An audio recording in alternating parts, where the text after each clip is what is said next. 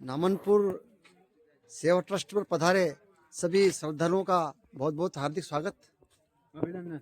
देखो, ये भारत के लोगों को नदी से प्रार्थना करते हैं और एक नदी उसके विघ्न बाधा और संकटों का निवारण कर देती है। एक नदी उसकी प्रसन्नता और संपन्नता, सुरक्षा और व्यवस्था का आधार बन जाती है। दुनिया देख रही है। हमारे लिए नदी नहीं, हमारे लिए वो भगवती है, शक्ति है। हमने शक्ति को प्रत्यक्ष हमने पाया है। देखो, हमारे पास शक्तियां हैं जो केवल सुरक्षा, व्यवस्था और जीवन का आधार नहीं, केवल ये हमारे जीवन का संचालन नहीं कर रही।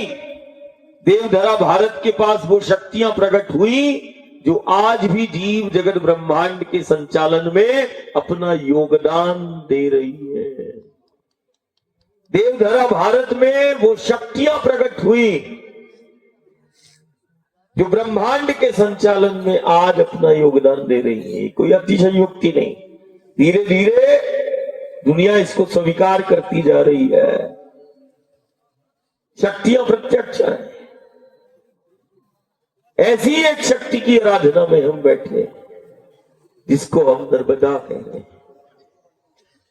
देखो, शक्ति गंगा के रूप में, गोदावरी के रूप में, कावेरी के रूप में, यमुना जी के रूप में, नर्मदा जी के रूप में दुनिया के लिए नदियां हैं। हमारे लिए ये जीवंत प्रत्यक्ष ये शक्तियां हैं। हमने शक्तियों को प्राप्त किया है गंगा के रूप में, नर्मदा के रूप में। नदी नहीं, शक्ति है। ये हमारा दर्शन है, कल्पना नहीं है, वास्तविकता है। हमारा दर्शन कहता है ये धरा, ये माटी,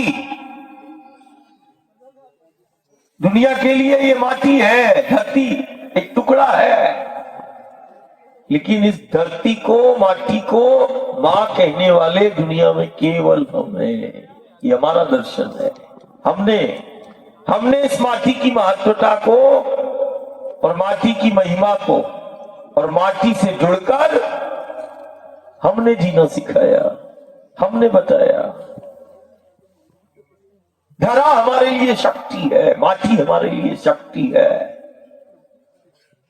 हमने माटी को मां कहा और इसी धरा के लिए परमात्मा ईश्वर इन्हीं शक्तियों के लिए अवतार लेता है। बोले किसके लिए? बोले धरा के लिए आया।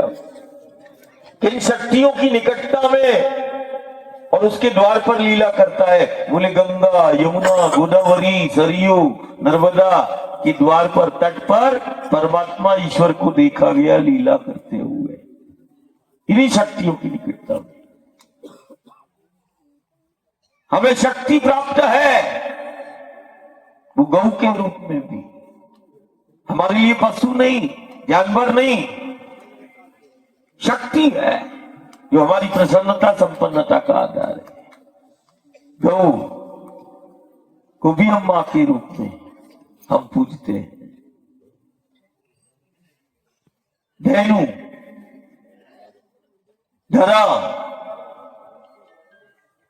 ये नदियों के रूप में शक्तियां हैं। आज सारी दुनिया हमारी परंपरा, हमारी मान्यता, हमारी संस्कृति, हमारे धर्म पर शोध कर रही है, चिंतन कर रही है और बड़ी तीव्रता से हमारे धर्म और हमारी संस्कृति से, परंपरा, मान्यताओं से जुड़ रही है। बहुत तीव्रता से जुड़ रही है, प्रामाणिकता के साथ जुड़ रही है। ये कोई साधारण शक्तियां नहीं, असाधारण शक्तियां हैं। यदि दुनिया चिंतन कर रही है तो आज हमें भी चिंतन करना है। अभी हम लक्कड़कोट की झाड़ियों से आए, उससे पहले सीतावन। कोई साधारण नहीं। कल हम फिर किया और गांव से संवाद कर रहे थे। मैंने कहा कहां है तुम्हारा गांव? बोले लक्कड़कोट की झाड़ियों में। लक्कड़ जो इस संस्कृति को जी रहा है उसके घर में एक तुलसी कोट आंगन में जरूर होगा। ध्यान देना, और ये बागली परिक्षेत्र ही है, नामनपुर आखिरी सीमा में बैठे हैं। साधारण नहीं है। तुम्हें जो लक्कड़ कोट मिला है, लक्कड़ कोट की झाड़ियां मिली है, ये कोई साधारण नहीं है। तुलसी कोट से में एक तुलसी कोट है, और हमने मां को देखा उस तुलसी कोट के समक्ष खड़े होकर। उस तुलसी कोट में एक पौधा है तुलसी का, जिसको दुनिया देख रही है। उसी तुलसी कोट में, उस कोट का नाम ही है तुलसी कोट।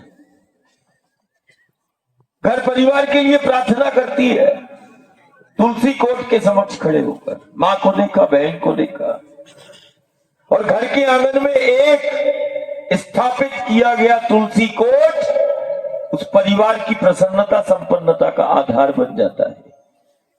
घर के आंगन में स्थापित किया गया वो तुलसी कोट उस परिवार को कई प्रकार की विघ्न बाधा और संक्रमणों से उस परिवार को बचा लेता है। घर के द्वार पर स्थापित किया गया एक तुलसी कोट कई प्रकार के संक्रमण, कई प्रकार की नकारात्मक शक्तियों से, कई प्रकार के रोगों से, व्याधियों से घर के आंगन में स्थापित किया गया वो तुलसी कोट उस परिवार को सुरक्षित कर लेता है। घर के आंगन में एक तुलसी कोट उस परिवार की प्रसन्नता संपन्नता का आधार बन जाता है। कई प्रकार की विघ्न बाधा और आपत्तियों से, व्याधियों से उस परिवार को बचा लेता है। बोले क्या क्या घर के द्वार के आंगन में स्थापित किया? बोले तुलसी कोट। ऐसे ही अब ध्यान देना, लक्कड़ कोट सामान्य नहीं है। लक्कड़ कोट की झाड़ियां जैसे घर परिवार की प्रसन्नता संपन्नता का आधार बन गया और कई प्रकार के विघ्न बाधा से वो परिवार को बचा लेता है एक तुलसी कोट। सदियां बीत गई, लक्कड़ कोट गांव, घर, परिवार, समाज की प्रसन्नता संपन्नता और कई प्रकार के संक्रमण और व्याधियों से वो गांव, घर, समाज को बचाता चला आ रहा है। वही लक्कड़ कोट तुम्हें मिला है। असाधारण, साधारण नहीं है लक्कड़ कोट की झाड़ियां। सीतावन ये कोई साधारण नहीं जो बागली को मिला है, देवास को मिला है। असाधारण। ये वो तीर्थ क्षेत्र में वन और पर्वत तुम्हें मिले हैं। अभी दुनिया तलाश कर रही है व्याधियां और रोग और संक्रमणों के समाधान के लिए कुछ दवा मिल जाए, कुछ सूत्र मिल जाए। अभी दुनिया उन दवा को नहीं बना पाई जो संक्रमण से निजात दिला दे, संक्रमण से उस जीव को बचा ले। अभी दुनिया टेस्टिंग कर रही है, परीक्षण कर रही है कि ये जो दुनिया संक्रमण का शिकार हो रही है, अभी हमने देख लिया 4-5 वर्ष पहले कोरोना काल, संक्रमण काल, और जो इन वनों में थे और हैं, वहां संक्रमण प्रवेश नहीं किया। वन में जो गांव थे और हैं, वहां संक्रमण से कोई मृत्यु नहीं हुई, मृत्यु दर 0। लेकिन जिनके पास धन था देश और दुनिया में, वो धन उसको बचा नहीं पाया। साधन और संसाधन जिनके पास थे, वो संक्रमण से वो बच नहीं पाए। दुनिया तलाशती रह गई कि संक्रमण की कौन सी दवा ले लें, कौन सा वैक्सीन ले लें। अभी बना रही है, चिंतन चल रहा है। और इन्हीं सीतावन और लक्कड़ कोट की झाड़ियों में जो दुनिया दवा नहीं बना पाई, वो लक्कड़ कोट और सीतावन की हवाओं में है, वो दवा है। वो इन झाड़ियों में छिपी है, लक्कड़ कोट में छिपी वो दवा असाधारण संपदा है। झाड़ियां नहीं है जैसे वृंदावन में न जाने किस सिद्ध ने बोले ठाकुर जी की लीला देखना है, कोई लताओं में परिणित हो गया, कोई वृक्ष बन गया, कोई ये बन गया। ऐसे ही ये नर्मदा मैया के इस आद्य शक्ति भगवती के तट पर जो पर्वत है, वन है, ये दुनिया के सबसे असाधारण वन है। विंध्याचल और सतपुड़ा दुनिया के सबसे असाधारण। और हम वन को क्या बोलते? संपदा। एक संपत्ति है, एक संपत्ति है तुम्हारे पास जो हर एक आपत्ति और विपत्ति का समाधान वो दे सकती है और कर सकती है। और एक संपत्ति है हमारे पास जिस संपत्ति के बल पर हम ये कह सकते हैं कि हमारे द्वार पर कोई आपत्ति और विपत्ति प्रवेश नहीं करेगी, कोई संक्रमण प्रवेश नहीं कर सकता, कोई आपदा नहीं आ सकती। ये वही संपत्ति है। कितनी सहजता से मिली, असाधारण संपत्ति हमारे पास में, असाधारण शक्तियां हमारे पास में, साधारण नहीं। बोल दिया नर्मदा, असाधारण शक्ति का प्रकटीकरण हुआ। जहां विंध्याचल सतपुड़ा मिलता है उसको हम अमरकंटक बोलते हैं। और वहां से नदी के रूप में एक शक्ति का प्राकट्य होता है, एक भगवती का। गांव गांव में मान्यता है शिव की देह से जिसका प्राकट्य हुआ, शिवपुत्री, शिव कन्या। वो कन्या, वो आद्य शक्ति, वो कन्या के रूप में वो प्रकट होती है। आज सिर्फ हम ही नहीं, दुनिया के बड़े बड़े शोधकर्ता इसी नर्मदा के तट और पथ पर शोध कर रहे हैं। और धीरे धीरे जीव जगत ब्रह्मांड के उन रहस्यों से पर्दा खुल रहा है। अभी परिक्रमावासी जाएगा मंडला डिंडोरी की तरफ, वहां बहुत बड़ा नेशनल पार्क है घुघुवा के नाम से। वहां 5 करोड़ वर्ष, 6 करोड़ वर्ष, 10 करोड़ वर्ष पहले के प्रमाण मिले। किसको मिले? वैज्ञानिकों को मिले। 6 करोड़ वर्ष पुराने अवशेष रखे, 10 करोड़ वर्ष पुराने अवशेष रखे। और हमारा धर्म, अध्यात्म और हमारा दर्शन तो हम मानते हैं कि जीव जगत ब्रह्मांड की उत्पत्ति, यदि हम इस रचना को देख रहे हैं तो फिर रचना के सूत्र होंगे, निर्माण के सूत्र होंगे। यदि हम जीव जगत ब्रह्मांड का संचालन देख रहे हैं तो उसके भी सूत्र होंगे। और गांव गांव ने सुना है और बोला भी होगा, प्रलय और महाप्रलय में जिसका अंत नहीं वो मां नर्मदा है। सुना है ना? जिसका प्रलय और महाप्रलय में जिसका अंत नहीं। महाप्रलय में जब जीव जगत ब्रह्मांड सब समाप्त हो जाता है, उसके बाद भी ये शक्ति का अस्तित्व बताया गया जिसको तुम नर्मदा के रूप में देख रहे हो, नदी के रूप में देख रहे हो। ये वही शक्ति है जो इस जीव जगत ब्रह्मांड की उत्पत्ति के उस कण को प्रकट करती है। ये वही शक्ति है जो सूत्रों को प्रकट करती है, रचना के, निर्माण के, संचालन के। ये सूत्रों की अधिष्ठात्री शक्ति है। अभी पहुंच रही है दुनिया, अभी पहुंची नहीं है, अभी खोज रही है दुनिया, हम खोज कर बैठे।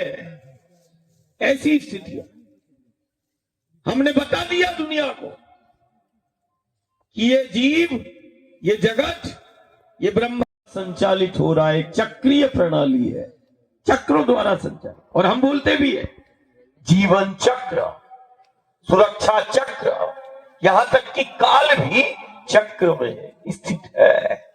चक्र, ये जीव जगत ब्रह्मांड सब चक्र में स्थित है और चक्रों द्वारा संचालित हो रहा है। और चक्र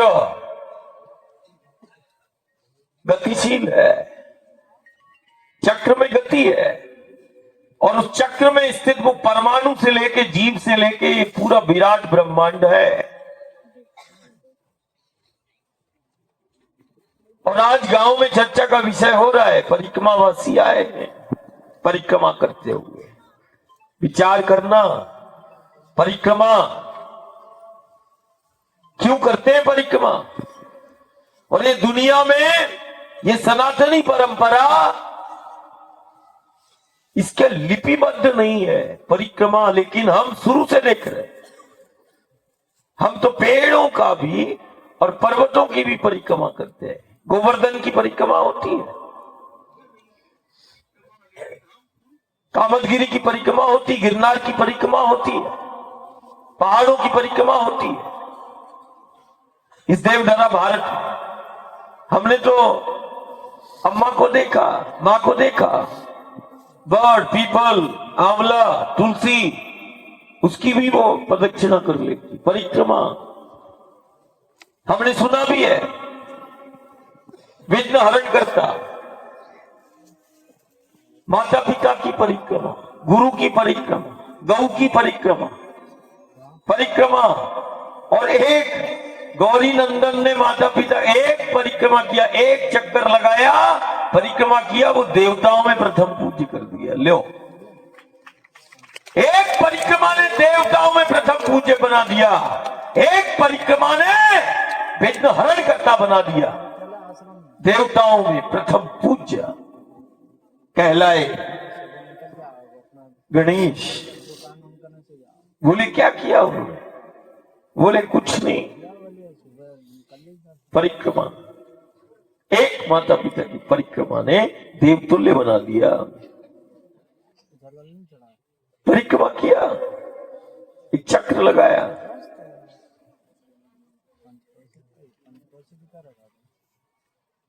सहज योग है, ये साधना है, परिक्रमा चक्र है। और इस आदि शक्ति भगवती जिसको हम नदी के रूप में देख रहे, नर्मदा के रूप में देख रहे, ये चक्रों की अधिष्ठात्री शक्ति है। ये वो शक्ति है जो प्रलय और महाप्रलय के बाद ब्रह्मांड की उत्पत्ति के कण को प्रकट करती है, फिर इसके बाद रचना के निर्माण के सूत्रों को प्रकट करती है। और जब ये जीव जगत ब्रह्मांड की रचना हो जाती है, तो जैसे माता पिता बच्चे को जन्म देता है तो उसको छोड़ता नहीं, उसके आवास, उसकी सुरक्षा, उसकी व्यवस्था सब कुछ माता पिता करते हैं। ये वो आदि शक्ति भगवती का स्वरूप है, ये वो क्रिया शक्ति है जो रचना करती है, निर्माण करती है इस जीव का, जगत का, ब्रह्मांड का। न जाने कितने कल्प हो गए, कितने बार ये पृथ्वी, ये जीव, ये जगत, ये ब्रह्मांड उस महाप्रलय में समाप्त हुआ होगा, और कितने बार ये बना होगा। अभी तो इसी जो ब्रह्मांड की खोज चल रही है कि लाखों करोड़ों वर्ष हो गए, अभी पहुंच नहीं पाए ज्ञानी विज्ञानी, सोच चल रहा है। जैसे माता पिता ने जन्म दे दिया तो संतान को छोड़ते नहीं, उसकी सुरक्षा, उसका आवास, उसकी व्यवस्था सब माता पिता करते हैं। ऐसे ही आदि शक्ति भगवती जब रचना करती है जीव की, जगत की, ब्रह्मांड की, तो उसको स्थित करने के लिए जैसे बच्चों के लिए हम घर बनाते, वैसे ही वो चक्र का निर्माण करती है। और चक्र का निर्माण करके ये चक्रों की अधिष्ठात्री शक्ति, मैंने कोई ऐसा जीव जगत ब्रह्मांड में कोई ऐसा चक्र नहीं जिसमें इस भगवती को न देखा हो। मैंने तो ठाकुर जी के, तुमने हाथों में सुदर्शन को देखा है, और ठाकुर जी को, कृष्ण को सुदर्शन चलाते हुए देखा है। मैंने तो सुदर्शन चक्र में गति को प्रदान करते हुए इस भगवती को एहसास महसूस किया है कि वो चक्र सुदर्शन को भी जो गति प्रदान करती है, ये वही क्रिया शक्ति है। लेकिन हमने हाथों में ठाकुर जी के देखा सुदर्शन को धारण किए हुए और सुदर्शन चक्र को चलाते हुए, लेकिन चक्र, उस सुदर्शन चक्र को भी गति प्रदान करने वाली ये वही आदि शक्ति भगवती है जिसको हम नर्मदा के रूप में इतनी सहजता से हम दर्शन कर पा रहे हैं। ये ब्रह्मांड में व्याप्त है, ये व्याप्त है, इसको हर जगह पर देख पा रहे हैं। आसान है। ये चक्रों का निर्माण रचना हुई, स्थित कर दिया, और फिर यही भगवती है। अभी शोध चल रहा है, दुनिया बहुत पीछे है कि चलो जैसे तैसे ये जीव जगत ब्रह्मांड की उत्पत्ति हुई होगी, रचना हुई होगी, अरे ये गति कहां से आई, और इतना विराट ब्रह्मांड ये चक्र में स्थित कैसे हुआ, और ये चक्र का निर्माण कैसे हुआ, और यदि निर्माण हो भी गया तो ये गति कहां से आई, परमाणु से लेके ये हलचल कैसे हुई, गति कहां से आई। ये वही भगवती है जो एक परमाणु से लेके इस विराट ब्रह्मांड में गति को प्रकट करने वाली ये आद्य शक्ति का वही स्वरूप है जो गति को प्रकट करती है। चक्रों की अधिष्ठात्री शक्ति है, चक्रों को गति प्रदान कर रही है, लाखों करोड़ों वर्ष हो गए। और ध्यान देना कि सब चक्र में है और गतिशील है, लेकिन कभी तुमने सुना कि मंगल गुरु से टकरा गया हो, कोई ग्रह एक दूसरे से टकरा गया हो, सब एक दूसरे का। तो फिर इन चक्रों का संतुलन कौन बना रहा है? संतुलन प्रदान करने वाली भी शक्ति होगी। ये वही शक्ति है जो चक्रों का समन्वय और संतुलन को बनाती है, और ये वही शक्ति है जो चक्रों को गति भी प्रदान करती है, और ये वही शक्ति है जो चक्रों को जागृत करती है। परिक्रमा एक सहज योग है, एक साधना है चक्रों को जागृत। यदि चक्र सुप्त अवस्था में तो कई प्रकार की व्याधियां, अवरोध तुम्हारे जीवन में आएगा। यदि चक्रों का संतुलन बिगड़ जाए जीव का, जगत का, तो वो कई प्रकार के संक्रमण और आपदाओं का शिकार होगा, व्याधियों का शिकार है। लेकिन इतनी सहज साधना और सहज योग है जो चक्रों का समन्वय और संतुलन बना देती है। एक ऐसी साधना जो चक्रों को जागृत कर देती है, और केवल नदी के रूप में एक ऐसी शक्ति प्रकट हुई जिसको हम नर्मदा कह रहे, जिसकी परिक्रमा होती है। नदी के रूप में कोई ऐसी शक्ति नहीं जिसकी परिक्रमा होती है। शक्तियां बहुत हैं, लेकिन ये कौन सी शक्ति है जिसकी केवल परिक्रमा बताई गई? शक्ति तो गंगा भी है, यमुना भी है, गोदावरी भी है। कोई बोल सकता है दादा गंगा है, यमुना है, आप ही बोलते हैं शक्तियां हैं। हाँ, शक्तियां हैं, लेकिन नदी के रूप में जो शक्ति नर्मदा के रूप में इसकी केवल परिक्रमा होती है, ये जगत विख्यात है। क्यों? कारण ये चक्रों की अधिष्ठात्री शक्ति है।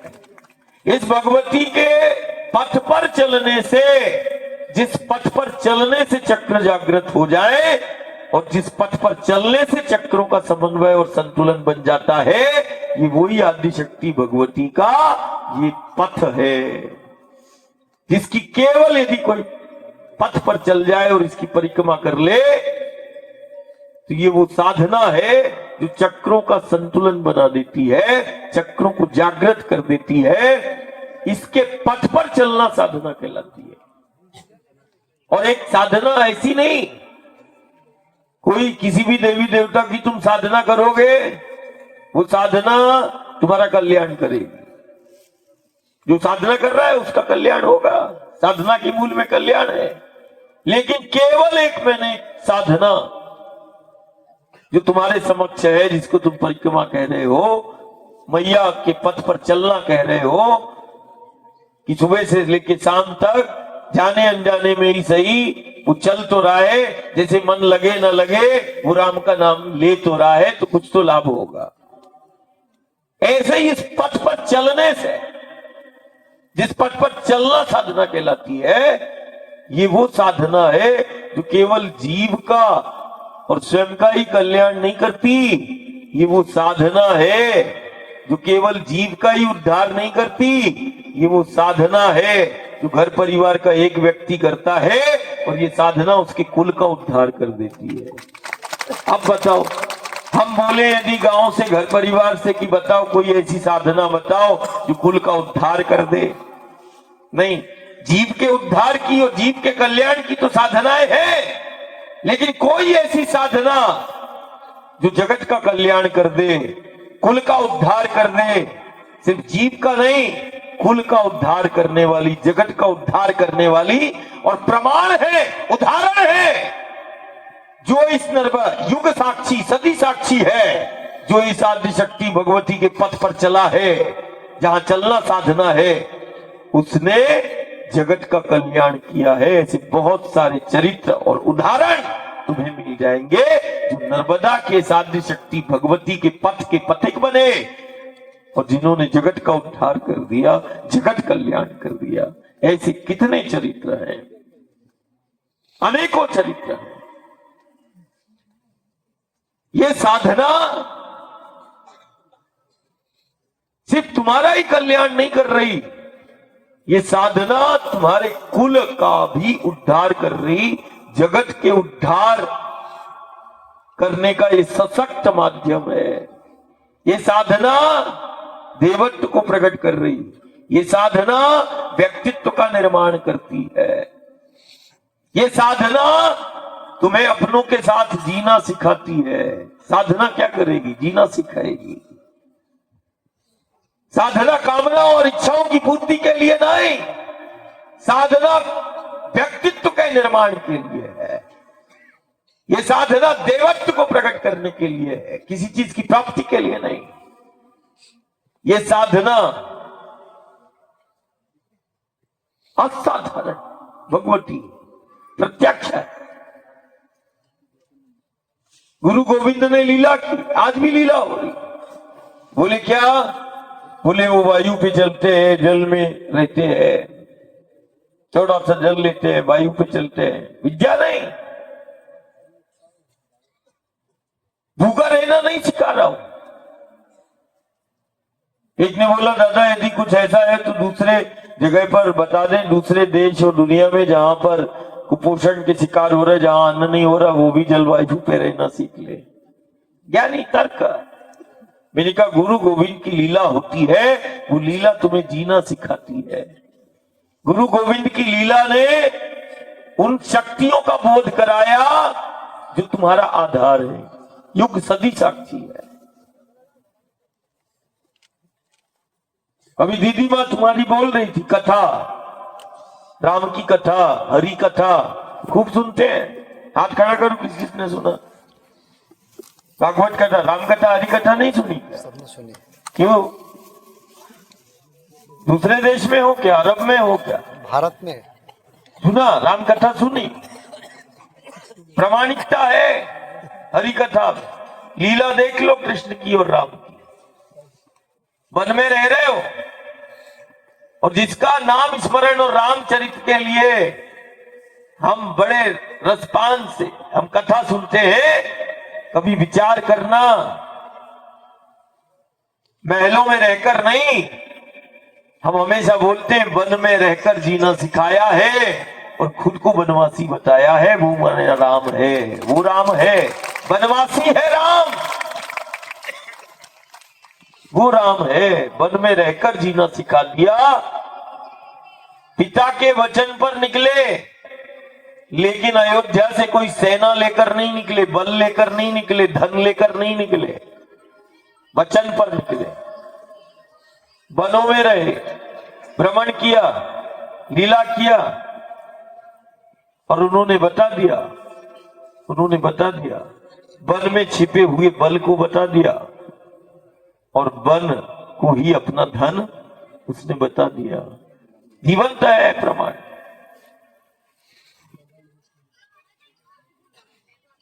विचलन करते करते असाधारण शक्तियां प्राप्त कर ली, वन में रहकर, महल में रहकर नहीं, वन में रहकर। कभी कामतगिरी से प्रार्थना कर लिया, आसुरी तामसी प्रवृत्तियों का नाश करने के लिए उन्हीं पहाड़ों की निकटता का बोध करा दिया कि ये पहाड़ नहीं समझना, ऊर्जा के, शक्ति के जीते जागते स्वरूप है, शिव स्वरूप है। पहाड़ों को पूछते हैं, पेड़ों को पूछ रहे हैं, हम पूछते चले जा रहे हैं, मानते चले जा रहे हैं, हम समझ नहीं पा रहे हैं। मानना प्राथमिकता नहीं है, अब तुम्हें जानना प्राथमिकता है कि तुम्हें मिला क्या है। सहजता से तुम्हें शक्तियां मिल गई, ये पेड़ पहाड़ मिल गए, जंगल जिसको तुम बोल रहे वो जंगल मिल गए। थोड़ी बहुत ये हुआ तो अपने निजी स्वार्थों के कारण उसको काट दिया। आज दुनिया कह रही है, मैं नहीं कह रहा, दुनिया क्या कह रही है कि ये जो संक्रमण का शिकार दुनिया हो रही है उस, और ये जो वायरस, और क्या बोलते हैं उनको, संक्रमण में वायरस, बैक्टीरिया, लाखों करोड़ों वर्षों से जो सुप्त अवस्था में, जिनको मौसम नहीं मिल रहा था और सुप्त अवस्था में पड़े हुए थे, दबे हुए थे, हमने निजी स्वार्थों से, इस दुनिया ने उन वनों को, जंगलों को काटकर उन जीवाणुओं को, वायरस को हमने मौसम दे दिया और लाखों करोड़ों वर्षों से दबे हुए उन चीजों को हमने प्रकट कर लिया, जिसका अब दुनिया के पास समाधान नहीं है। ये संक्रमण कहां से आया, ये आपदाएं कहां से आई? यदि दुनिया संक्रमण और आपदाओं का शिकार हो रही है तो उसके पीछे केवल ये है कि उसने शक्तियां जो उसकी आधार थी उसका शोषण करना चालू कर दिया, उसको छेड़ना चालू कर दिया। धरा को किसान बैठा है, जिसको मां बोला, जिसको धरती बोला, और जिस धरती से हमने अन्न को पैदा किया और करते हैं, फसल हम लेते हैं, हमने उसी मां के आंचल में जहर मिलाना चालू कर दिया और अन्न को पैदा करना चालू कर दिया। अभी बात इतने में भी खत्म नहीं हुई, हम इतने पशुवृत्ति हो गए कि एक तो जहर मिला के अन्न को पैदा करना सीख गए और घर परिवार को कई प्रकार के कैंसर, हार्ट, जब से जहर मिलाना चालू हुआ है ये रसायन, तब से तुम देखना तुम्हारे गांव नगर में कितने रोगी, तुमने गांव को रोगी कर दिया। ऐसे ऐसे जिन तटों पर, जिन पथों पर और जिस देश में हॉस्पिटल नाम की कोई चीज ही नहीं थी, दुनिया के अंदर केवल एक ऐसा देश है भारत, जहां कोई चिकित्सालय, हॉस्पिटल नहीं थी। गांव घर में और घर के अंदर जो रसोई जहां बनती थी, वहीं से गांव जिन वनों में और पहाड़ों के समीप था, वहीं से हम औषधियों को हमारे पूर्वज ले आते थे और दे देते थे, और तुम्हारा रोग ठीक हो जाता था। पहले तो बुखार उखार भी नहीं जानते थे, बुखार क्या होता है। अब तो गांव गांव में cancer, heart fail, liver fail, kidney fail, शरीर काम नहीं कर रहा, दिमाग काम नहीं कर रहा। बोले अरे हमने तो कुछ नहीं किया, अरे माटी में जहर मिला के अन्न को पैदा तो किया। अभी भी बात नहीं, यहां तक नहीं रुकी, हम इतने पागल हो गए हैं कि अब तो फसल काटने के बाद उसी मां के आंचल में हम आग लगाना भी सीख गए। खेतों में तुमने आग लगाना चालू कर दिया। अब बताओ कितना, कल्पना करो। और फिर खेतों में आग लगा के बोले रात में लगा दो, रात भर में जल जाएगा। थोड़े से पैसों के कारण। अरे यहाँ कोई फैक्ट्रियां लगी हैं क्या? सब किसान ही तो बैठे हो। सब किसान है बाबा। उद्योग थोड़ी ना लगे हैं नर्मदा के तट। मूल क्या है? कृषि है। बोले यार ये बीज को डाल दो, 1 कुंटल होता ना 10 कुंटल होगा। डाला, खेतों में बढ़िया पैदावार बढ़ गई और उसने तुम्हें भिखारी बना दिया। कैसे बना दिया? कि जो तुम अपने घर में और गांव में बीज बना लेते थे, अब तुम बीज नहीं बना सकते। अब तुम बीज को तुम्हें बाजार से लाना पड़ेगा। क्यों? कारण तुम्हारे बीजों को संक्रमित कर दिया गया है, जिसको तुम अंग्रेजी में बोलते हैं हाइब्रिड बीज। मतलब उससे बीज से बीज नहीं बन सकता, कारण संक्रमित हो चुका है तुम्हारा बीज। संकर बीज खत्म कर दिया तुम्हारे बीज को। और तुम्हें जो दिया गया, तुम्हें भिखारी बनाने के लिए कि तू आना मेरे पास, मैं दूंगा तुझे भी, लेकिन तू अपने हाथ से बीज नहीं बना पाएगा। ये हो गया। कौन आया? अपने हाथों से ही हम कर रहे हैं। थोड़ा विचार तो करें। लेकिन हम अपने ही गांव में, राम का चरित्र नहीं, राष्ट्र का चरित्र है, इस देवधरा भारत का चरित्र है, रामकृष्ण का चरित्र नहीं, इस धरा का चरित्र है। हम लीला सुन रहे, यमुना के तट पर लीला करते हैं, नंद बाबा के गांव में माखन लीला करते हैं।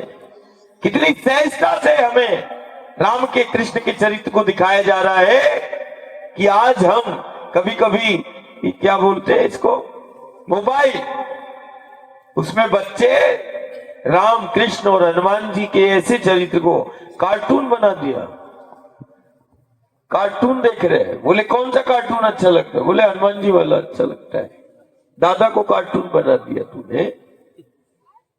रामकृष्ण के चरित्र को ऐसा प्रदर्शित कर रहे हैं जैसे ही हम देखेंगे कृष्ण तो पहले क्या आएगा? लड्डू गोपाल।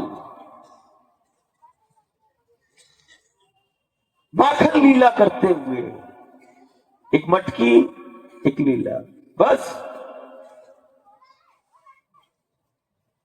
ये बताया जा रहा है। कुरुक्षेत्र के उस कृष्ण को युवा हो ही नहीं रहा है, बच्चा ही है, बड़ा नहीं हुए। कृष्ण बड़े ही नहीं हो पा रहे तुम्हारी मानसिकता में, और बालक भी है तब भी हम समझ नहीं पा रहे। बस माखन चोर, माखन लीला करने वाला। अच्छा, वही माखन लीला करने वाला यमुना के तट की मिट्टी को, माटी को खाने वाला वही तो है। गोवर्धन को पूजने वाला, गोवर्धन को अपना स्वरूप बताने वाला वही है। गिरिराज वही है। पहाड़ों की महत्वता को बताने वाला, और गांव को बुलाकर, अभी एक बागली में ही है, काटकूट के आसपास, झाड़ उखाड़, किसको बोलते? झाड़ उखाड़ वाले, हनुमान जी को, है ना, झाड़ उखाड़ वाले। अच्छा, पहाड़ उखाड़ वाले नहीं है जो पहाड़ उखाड़ के हाथ में ले लेते हैं, वो भी दादाजी है। झाड़ उखाड़ वाले नहीं, पहाड़ों को भी आज्ञा यदि हो गई स्वामी की तो पहाड़ को उठा के हाथ में धर लेते हैं, पहाड़ उखाड़ने वाले भी है वही। और केवल दादा ने नहीं, द्वापर में लीला हो गई। बोले बाबा क्या बात है, गांव बैठा है और कान्हा बाल लीला में ही, देखो बाल लीला। बोले कान्हा पूछो बाबा से किस बात की तैयारी हो रही? बोले यज्ञ। बोले किसके लिए? बोले देवताओं को प्रसन्न करने के लिए। बोले क्यों? बालक के प्रश्न रहते हैं, अपने घर परिवार के बच्चे भी प्रश्न करते हैं, क्यों कर रहे हो ये? ऐसे ही वो प्रश्न है।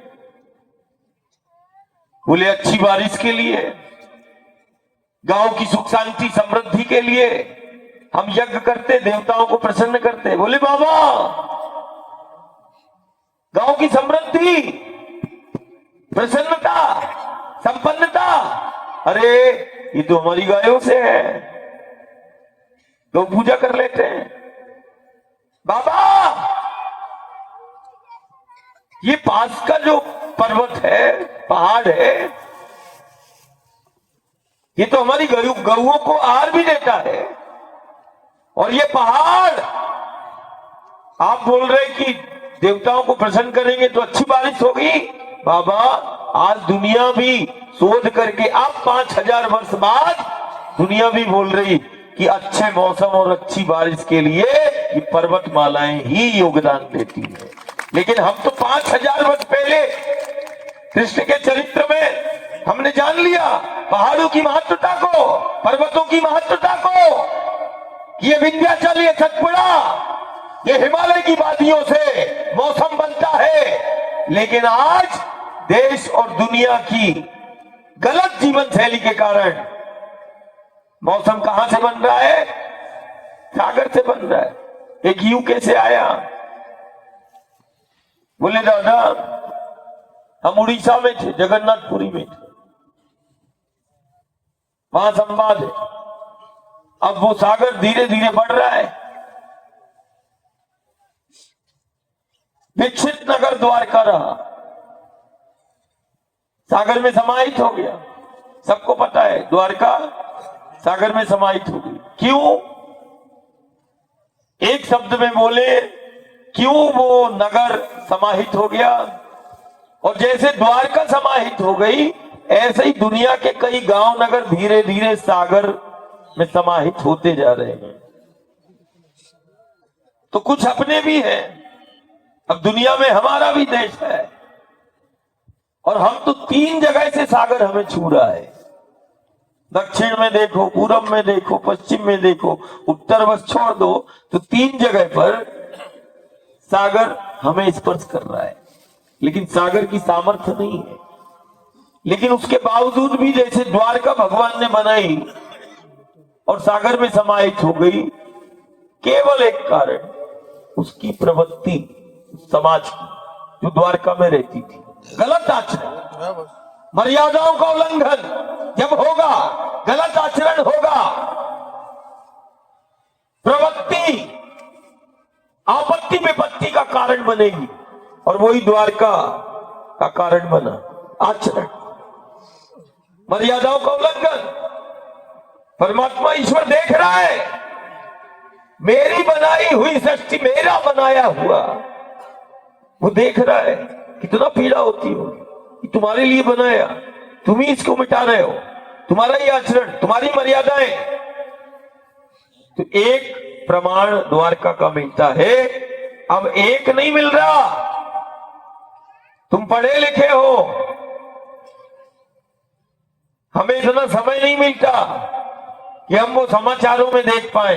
तुम देख लेना कि दुनिया के कितने गांव और नगर जिस समय ये संवाद हो रहा है समाहित हो गए।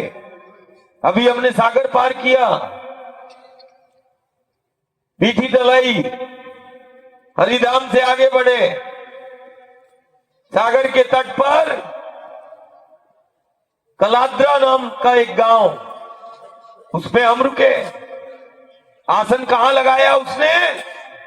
सागर के तट पर, और पर्दा लगा दिया ऐसा। उसका भाव था, कारण उस कलाद्रा गांव के 15-20 घर धीरे धीरे धीरे सागर में समाहित हो गए। गांव बोल रहा है कि दादा अभी 15-20 घर अंदर हुए, गांव ना पूरा समाहित हो जाए, इसीलिए हमने आसन आपका तट पे रखा है, सागर के तट पर रखा है। बोले कि यहां, और फिर ऐसा वो गांव बैठा और परिक्रमावासी भी बैठे, ऐसे ही बैठे कलाद्रा में। क्यों? विचार करना होगा क्यों हो रहा है? आचरण के कारण, गलत जीवन शैली के कारण, मर्यादाओं का उल्लंघन के कारण। आज जैसे दीदी माँ ने तुम्हारे बोला कि जहां अमृतपान होता था आज गांव नगर में मदिरा पान हो रहा है।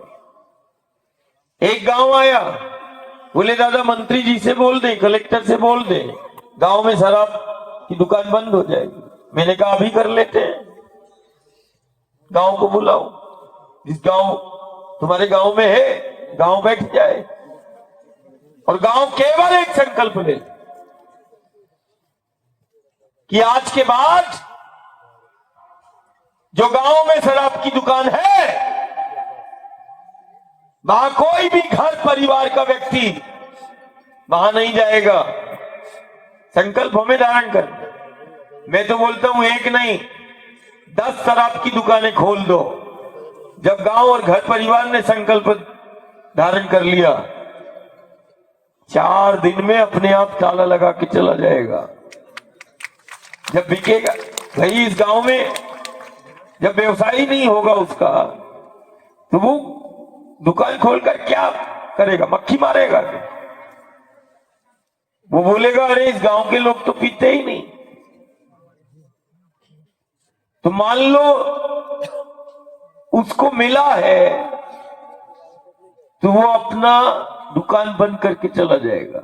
लेकिन हर एक चीज सरकार पर, सरकार ये कर दे, सरकार ये कर दे, जंगल बचा ले, सरकार धरती बचा ले, सरकार गंगा जी का शुद्धिकरण कर दे, सरकार गौ संरक्षण कर दे, सरकार हमारे गांव नगर की स्वच्छता सरकार ही कर दे, शासन कर। अच्छा तुम क्या करोगे?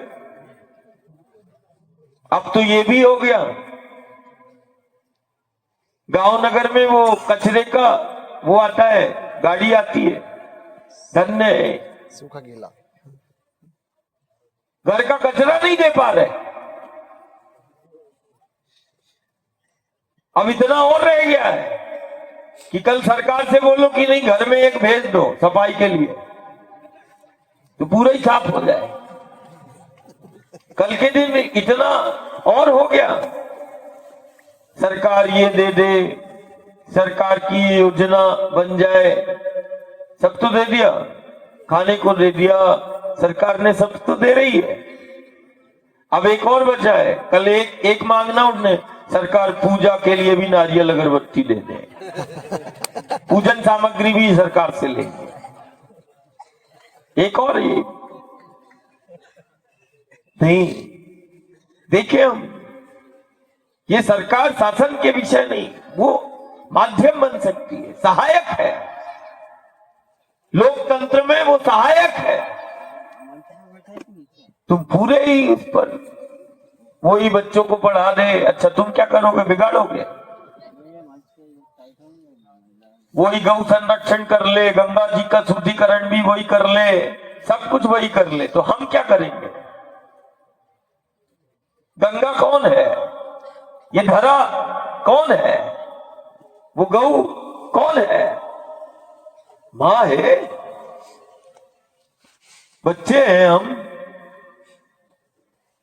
हम रोज गांव में पूछते भाई कितने गांव की बस्ती है? उन्होंने बोला 400 गांव। मैंने गाय कितना है? बोले 100 है। मैंने कहा ये क्या बात हुई? यदि 400 घर की बस्ती है, एक घर एक गाय तो रख सकता है, तो 400 गौ धन तो होना चाहिए। नहीं, सरकार गौशाला में योजना दे दे, गौपालन के लिए कुछ राशि अनुदान, वाह, गौ को पालने के लिए इतनी बड़ी मानसिक विसंगति हमारी हो गई है और हम शासन और सरकारों को दोष दे रहे हैं। शर्म भी नहीं आ रही है कि हम उस मां के लिए अनुदान। अरे थोड़ा कल्पना करो, तुमने जिसने तुम्हें जन्म दिया, तुम जन्म देने वाली के लिए तुम मांग के दिखाओ कि मुझे मां के लिए खिलाना है, कुछ पैसे दे दो। चित्त के अंदर आएगा? लाख का खाक हो जाए, कर्म करेंगे और अपनी मां की सेवा करेंगे कर्म से, मांग कर नहीं। अनुदानों पर आश्रित हो गई मां, जिसका योगदान है प्रसन्नता, संपन्नता, जो आधार है उसके लिए बोल रहे अनुदान दे दो। गौशाला नहीं चल रही, अनुदान दे दो। अनुदान नहीं मिलेगा तो मार देना। वाह, विचार करो कैसे होगा। वो सहायक है, हमें अपना योगदान हम नहीं देना चाहते, हम अनुदान लेना चाहते हैं, योगदान कोई देना नहीं चाहता। अरे अनुदान से बात नहीं बनेगी, दुनिया का सारा धन भी दे देंगे, उसके बाद भी तुम इन शक्तियों का संरक्षण संवर्धन इस धरा का नहीं कर सकते, कारण तुम अनुदान और योजनाओं पर तुम आश्रित हो गए। अनुदान से नहीं, बात बनेगी योगदान से, अनुदान से नहीं। अनुदान समस्या का समाधान नहीं कर सकता, ध्यान रखना। तुम्हारी आदत बन जाएगी, आज 5,000 मिला, कल तुम मांग करोगे 10,000 की, कल मांग करोगे 20,000 की। अनुदान से बात नहीं बनेगी, हमें योगदान को सुनिश्चित करने का समय है, हमें योगदान को सुनिश्चित करना होगा। समाज फैसला करे, गांव नगर फैसला कर ले, निर्णय कर ले, गांव को कैसा देखना चाहता है, जीवन को कैसा देखना चाहता है, बच्चों को जहर पीते हुए देखना चाहता है, मरते हुए देखना चाहता है, कि एक अच्छा जीवन जीते हुए देखना चाहता है। निर्णय हमारा है, आरोप प्रत्यारोप नहीं लगा। किसी को दोष देने से बात बनेगी नहीं, जाने अनजाने में दोषी हम ही हैं।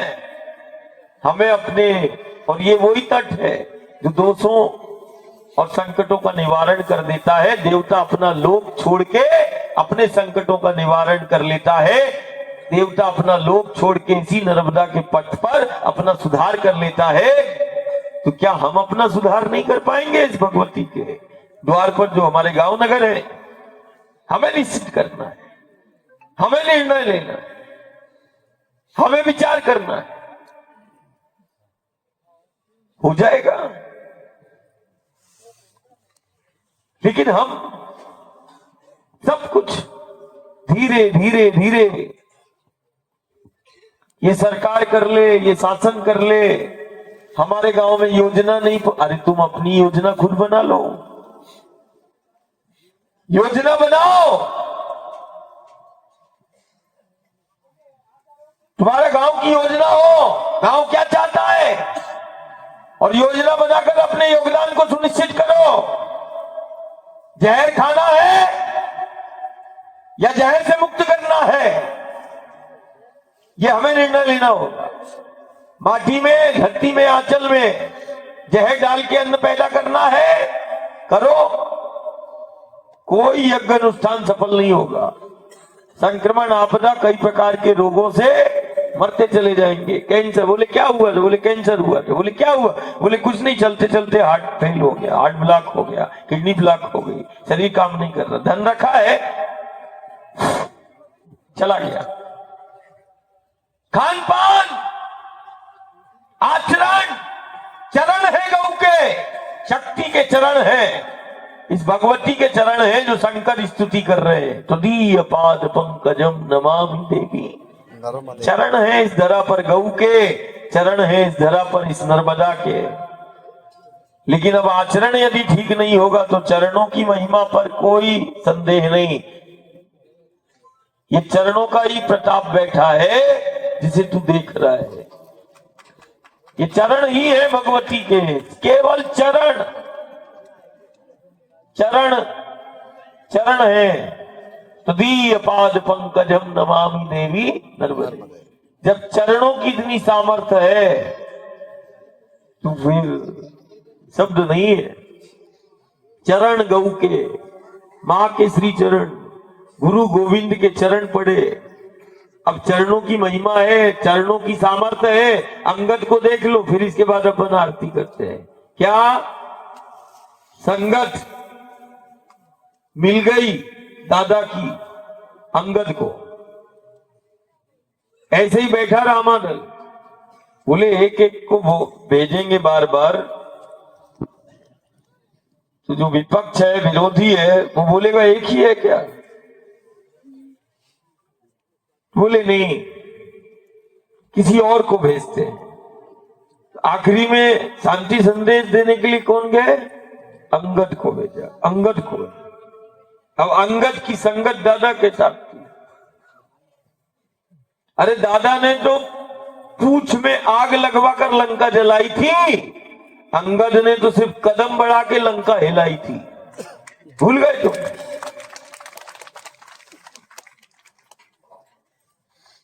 दादा ने पूंछ में आग लगवा के लंका जलाई थी और अंगद ने कदम आगे बढ़ा के, एक कदम आगे बढ़ा के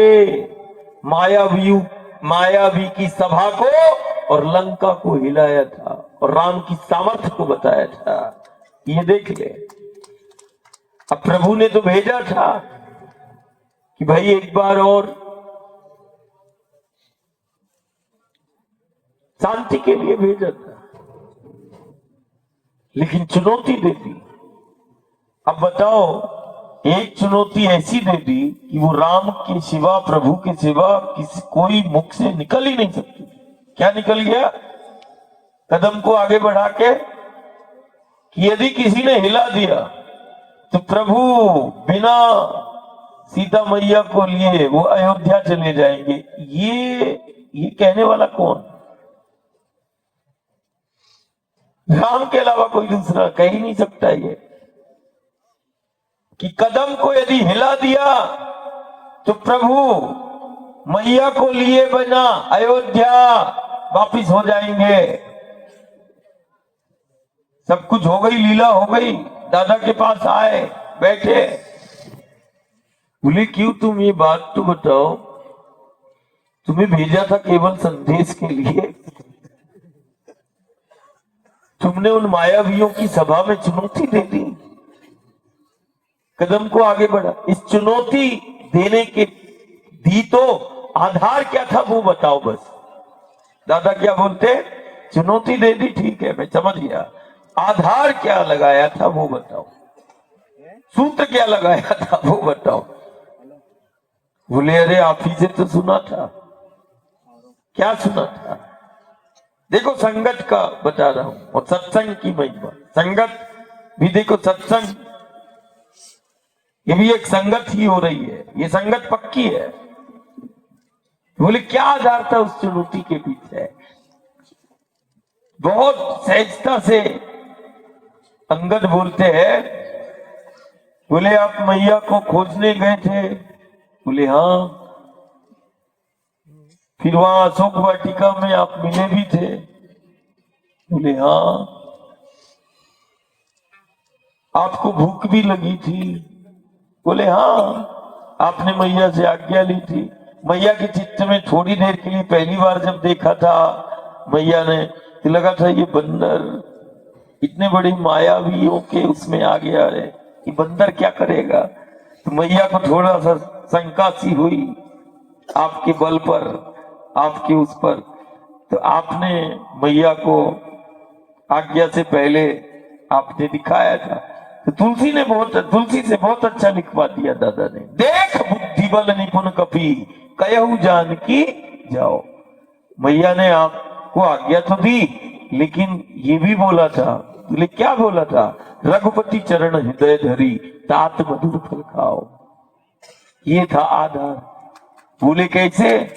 बोले आप ही के मुख से सुना था कि मां ने आपको बोला है रघुपति चरण हृदय धरी और तात मधुर फल खाओ।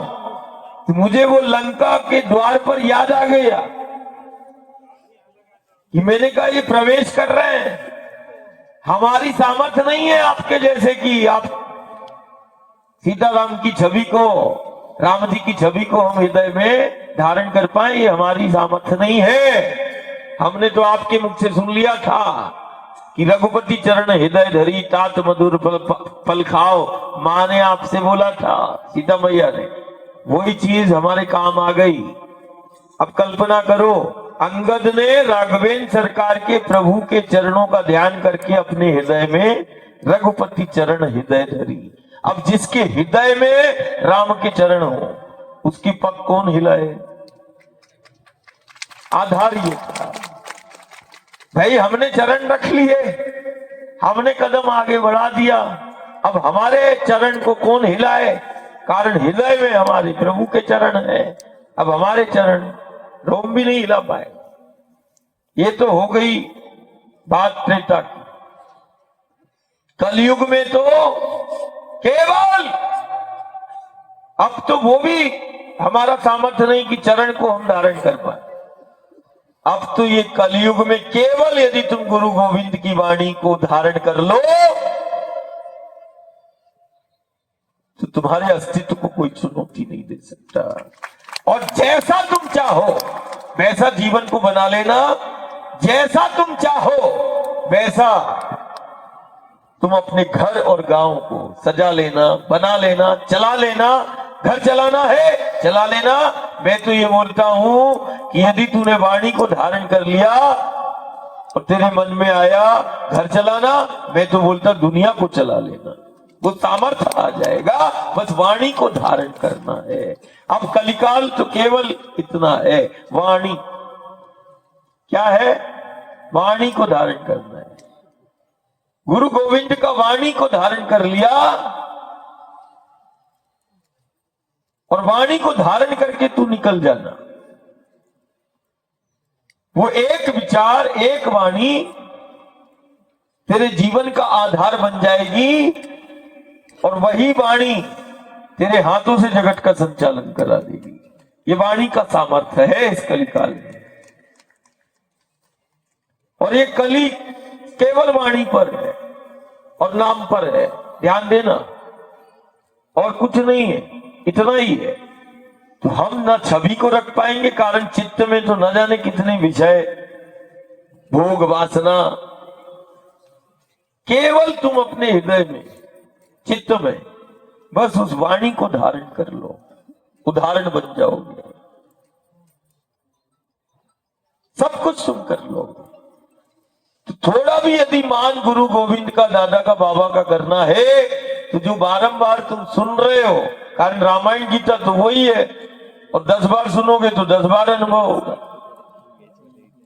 एक ने बोला, दो भक्तों की बात चल रही थी, बोले दादा एक ही चीज को रोज बोलते हैं। तो वो हमारे पास आया, बोले कि वो कल ऐसा चर्चा चल रही थी कि रोज ही, मैंने कहा रोज का पूरा जीवन ही। रामायण जितने बार पढ़ोगे, गीता जितने बार पढ़ोगे उतना अनुभव मिलेगा। वो अब 10 बार पढ़ोगे तो 10 प्रकार का थोड़ी ना। चरित्र तो एक ही है, गीता एक ही है, रामायण भी है। जितना हम उसका अध्ययन करेंगे बारंबार, हमें उतना वो प्राप्त होता जाएगा बारंबार, है ना।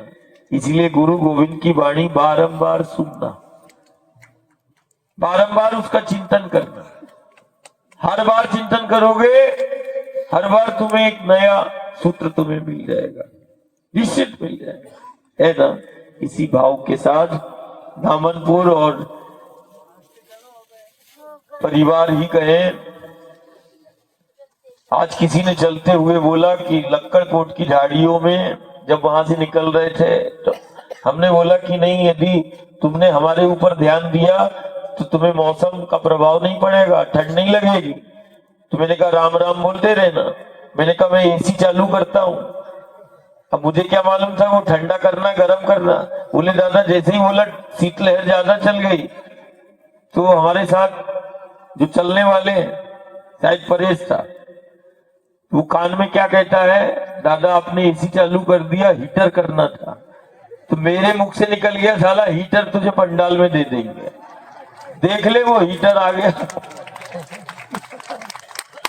मेरी तो बातचीत नहीं होती। वो क्या बोलता है, हाँ ज्ञानेश्वर क्या बोलता है, दादा वो एसी, मैंने कहा एसी अच्छा गर्म भी करता है कि ठंडा करता है? तो आज लक्कड़कोट की झाड़ियों में बहुत ज्यादा ठंडा। बोले दादा एसी नहीं चालू करना था, हीटर। मैंने कहा हीटर क्या होता है? बोले वो गर्म करता है। तो मैंने कहा अपन पंडाल में लगा लेंगे। अब वो थोड़ी देर अपना ही सिर खुजलाने लगा कि हीटर पंडाल में कहां से लगेगा। तो भैया देख ले, हीटर लगा है पंडाल में। सत्य को प्रमाण की आवश्यकता।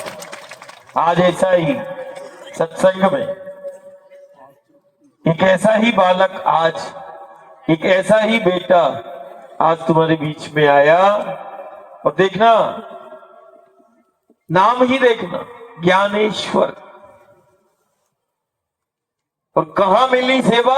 खंडवा, पंचम धाम, असद। जब भी संवाद होता, मिलना होता, समाज के लिए ये करना है, खंडवा के लिए ये करना है, गांव के लिए नर्मदे हर नर्मदे।